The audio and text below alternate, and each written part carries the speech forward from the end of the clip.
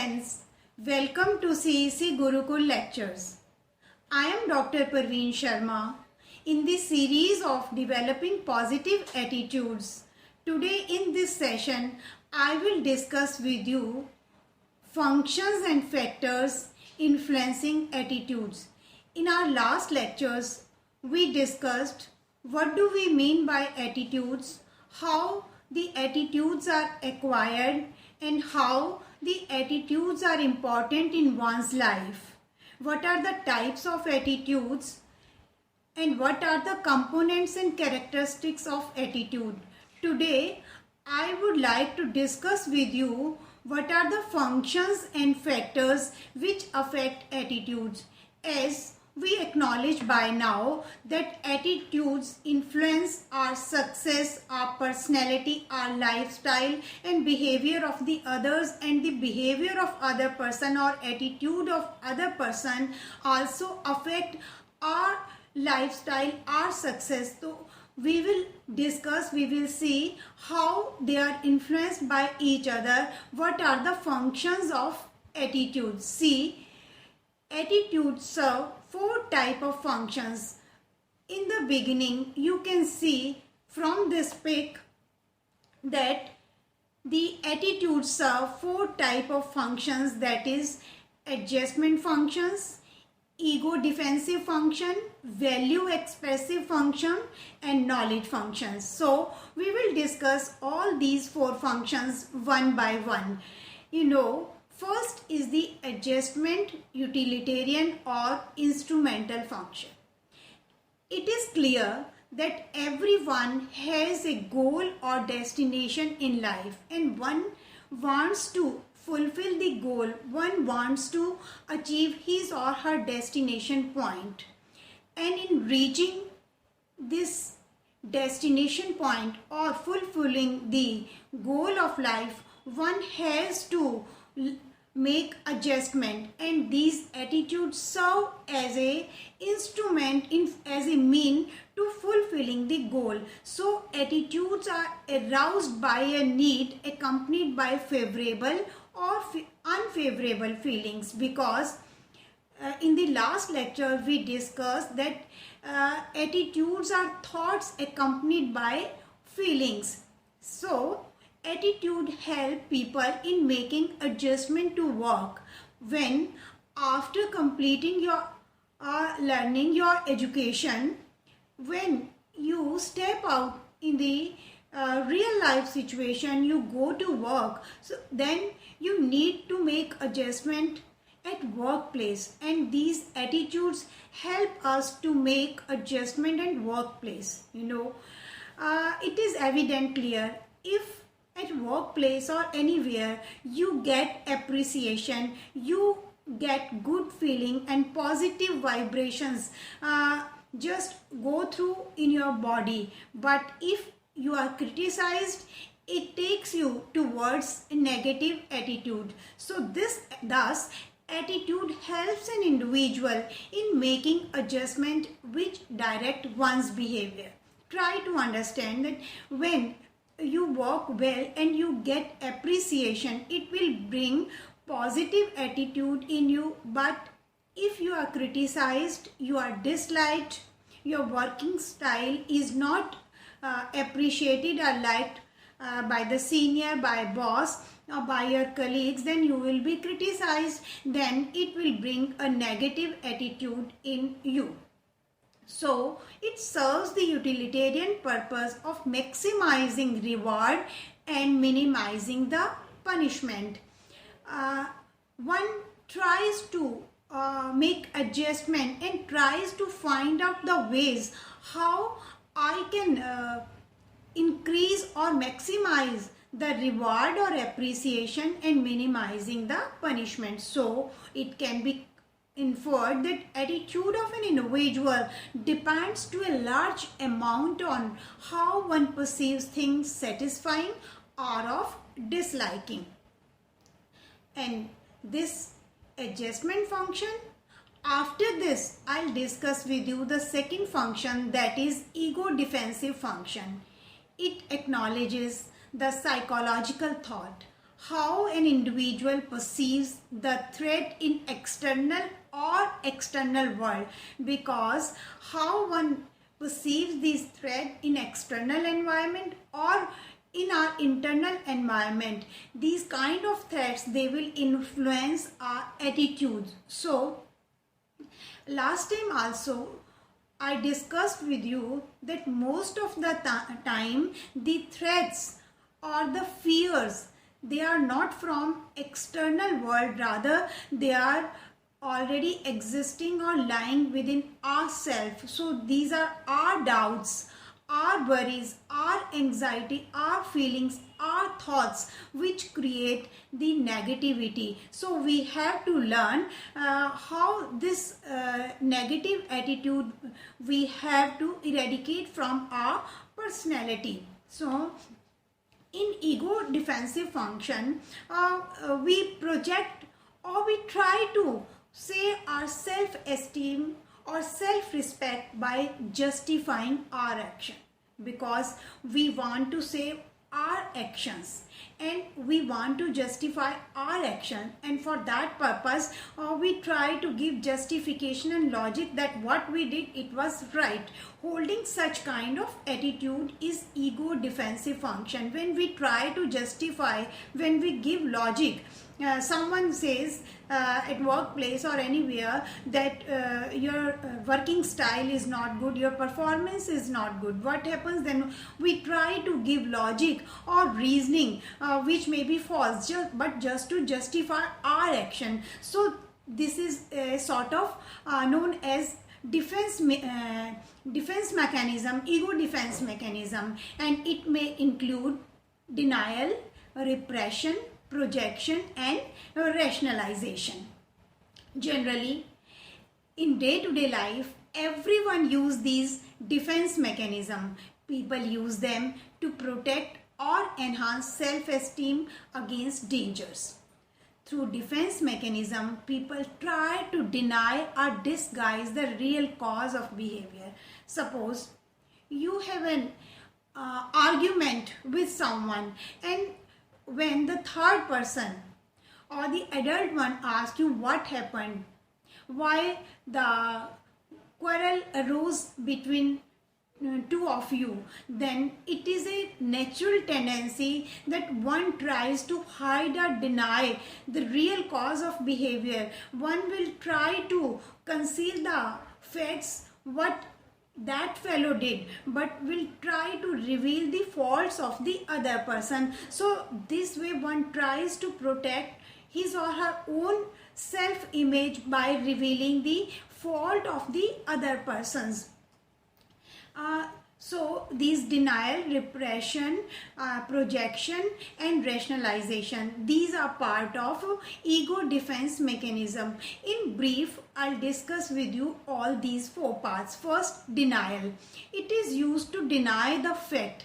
I will try to make it clear by giving an example. Suppose the children are playing outside and parents call them to come inside, and they say, well children, come inside, it is getting late. They do not turn up, and after a long time when children come inside, parents ask them, why didn't you come earlier when we call you? Then by hiding the fact, they will say, they may reply, oh, when did you call us? We did not hear your voice. So it is a sort of denial defense mechanism, and this kind of denial defense mechanism is generally used by everyone in day-to-day life.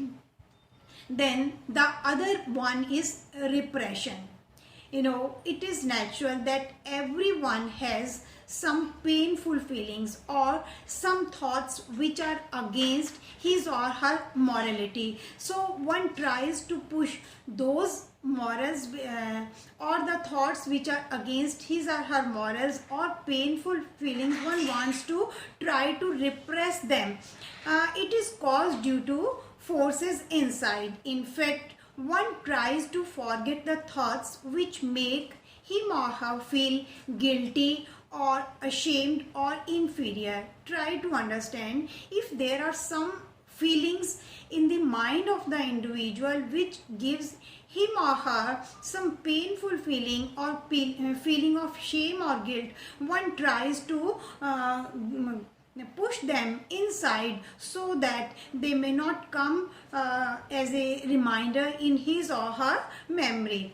And after this, this repression part comes the projection. It is also used by everyone. People defend themselves just protecting against their guilt feelings, and one tries to put the blame on the shoulder of the other person.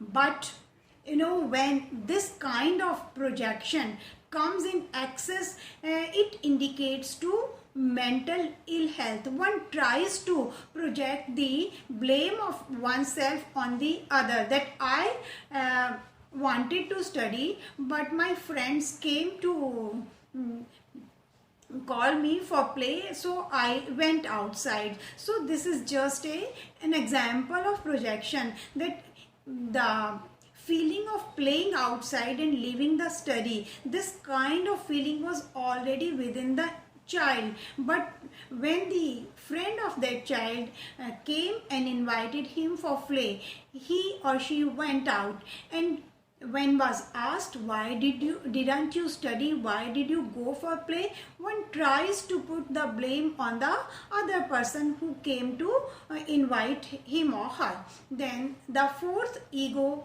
defense mechanism is rationalization. Through this mechanism, one tries to justify his belief and action by giving reasons other than those which excited him or her. One tries to give logic. If the teacher put a question to a particular student, why you did not complete your assignment, the child may reply that I wanted to complete my assignment, but the electricity went off, or a lot of guests came in the house, so I could not study. So this is a sort of rationalization, when one tries to give the logic or reasoning behind his or her action. So one more decision, one more example, if at a workplace some decision from your junior is given, so it might hurt the feelings or personality of the senior, then may reply, the senior knows that the decision or suggestion given by the junior is good, but the ego of the senior will not allow him to accept that suggestion given by the junior, and may reply, oh, you are a junior, it is not a right suggestion, then this way ignoring his or her ideas. Other time one may project the ego by blaming the other person. So one tries to justify his or her failures by giving reasons. One more example, sometime the child may reply, when the parents ask why you couldn't secure good marks, the child may reply that I was fully prepared, but the paper setter set the paper in a difficult mode, so I could not secure good marks. After this second function, the third function of attitude is value orientation. A person's values are also important, meaning by the attitudes arise through various conditions like self-concept and self-image. It matters what is our preferred value, because the preferred value of one person may differ to the other person. So in protecting the self-image, ego defensive attitudes are framed. For expressing the values, the value expressive attitudes are framed. It helps us in revealing our personality, for what we stand, thus gaining social approval. Such attitudes help us in connecting and expressing our self-concept. It depends on the personality of individual, which is his or her preferred value. And the fourth function is knowledge function. The knowledge function of attitude is based on persons need to maintain a stable, organized and meaningful structure of the world. It also helps the individual to evaluate the aspects of the world. How one perceives the things or events or happenings in the world. It matters. We have been discussing it that it all depends on our perception, how we perceive the things, because it frames in making our attitudes. It indicates to those needs of ours which are stable. Some opinions are so strong that we do not want to change them, and others are unstable. On this basis, we try to assume and predict further happening. As some attitudes help in understanding the world are more helping, because on the basis of understanding the attitude, we may try to predict the behavior of one individual or happening in the world.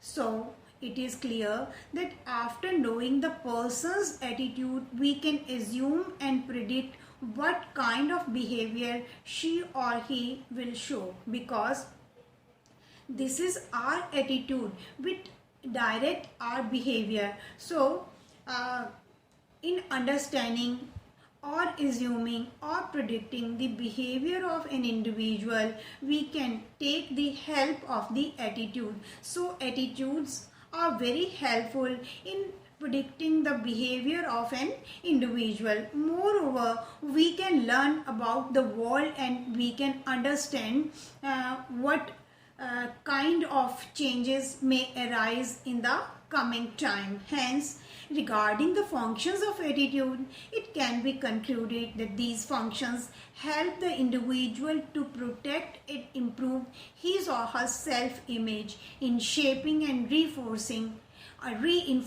one's attitude. These functions motivate well. So, these functions help the individual in reinforcing and motivating the behavior. Further, after discussing the functions of attitude, attitude refers to direction, intensity, extension and duration. Let us try to understand what I mean by this before we discuss the factors influencing the attitude. Direction, as attitudes direct our behavior. So I am talking about direction. It can be positive or negative. It depends a person's attraction to a situation or repel from a situation. She may regard or he may regard it favorable or unfavorable. Then intensity. It points out to the degree to which it takes the person to act. Then extension, it points out to the degree to which it is generalized or the number of cases it covers. And the duration, because some attitudes are stable, some attitudes are more strong, so some are more durable. So it refers to the length of time it endures, as some attitudes stay for a short while and others may stay for long. Now, after this, I would like to discuss with you the factors influencing attitude, because I am speaking to you that some attitudes are strong, some are stable and some are likely to change, as our main focus is how to turn our negative attitude into positive one. Later on, we will discuss the ways. Before I discuss with you what are those ways which help us to turn the negativity into positivity, we'll discuss what are those factors which influence the attitude of an individual. There are various. I'll discuss with you the important one. Attitude alone does not influence the behavior. Other factors like personality, perception and motivation, etc. do contribute. Now, the attitudinal functions we have seen. Now we'll see the factors. Among the list of the factors which influence the attitude of an individual, the topmost factor is the family. Family is the first institution where socialization process of a child begins. A child personality is influenced by family, as the child picks up many attitudes from family members. Suppose I take an example. If the child observes that my mother is very honest, very sincere, very punctual and hardworking, so these values will be naturally, indirectly, will be transferred in the personality of the child, and the child will take these values as his or her preferred values, because those values which are followed by the parents are naturally transferred into the child's personality. So it will help in the growth of the child. And after family, the second factor is the reference group. As the child grows up, comes out of the four walls of the house and interacts with various groups. A reference group is any group with which an individual interacts, where his or her awareness, attitudes and lifestyle are influenced. This is a kind of socialization process, because it also matters when the child comes out what kind of peer group he or she attracts to, because a person is known by the company he or she keeps. So it also matters what kind of peer group he or she is attracted to, because the study habits and other personality factors also get influenced, and the child picks up few attitudes from the peer group or reference group also. So because here one learns the value systems, norms and required behavior pattern of the society.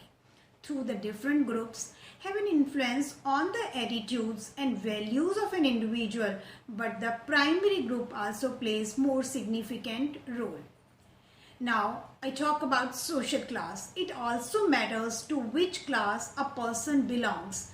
Cultural behavior patterns are transmitted to families from where individual learn and picks. This way attitudes are learnt by an individual.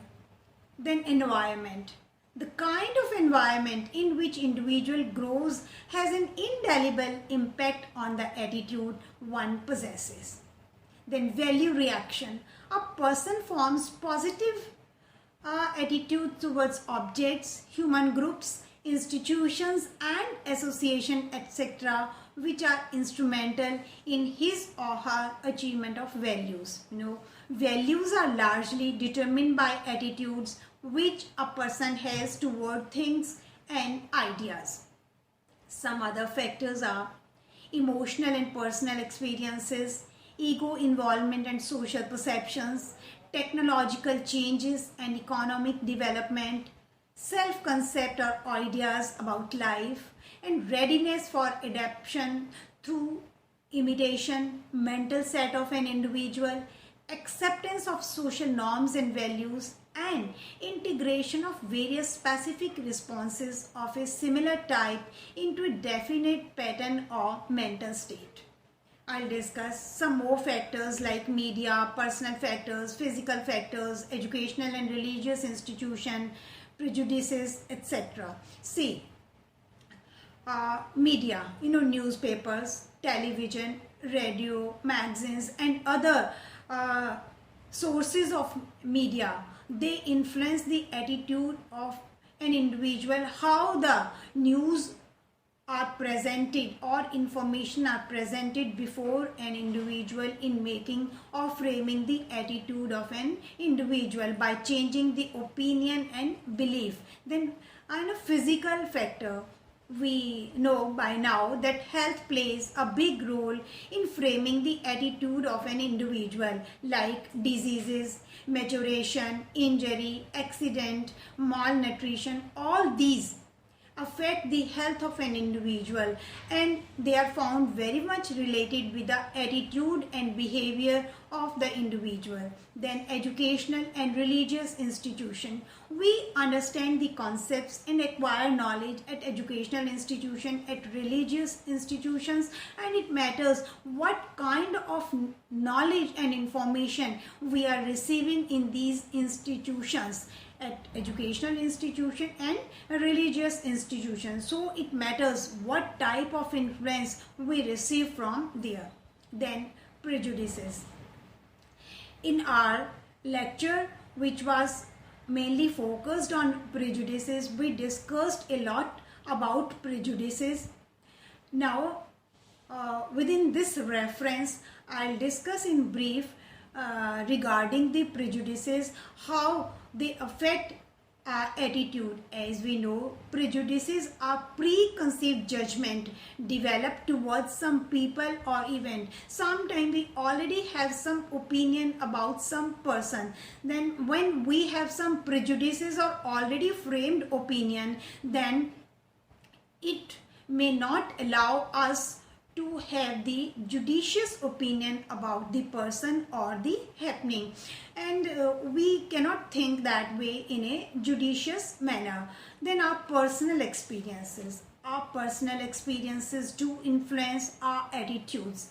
Sometimes our feelings associated with the experiences shape our attitude in such a manner which may not allow us to reach at a genuine decision. Thus, attitudes are not static and rigid entities.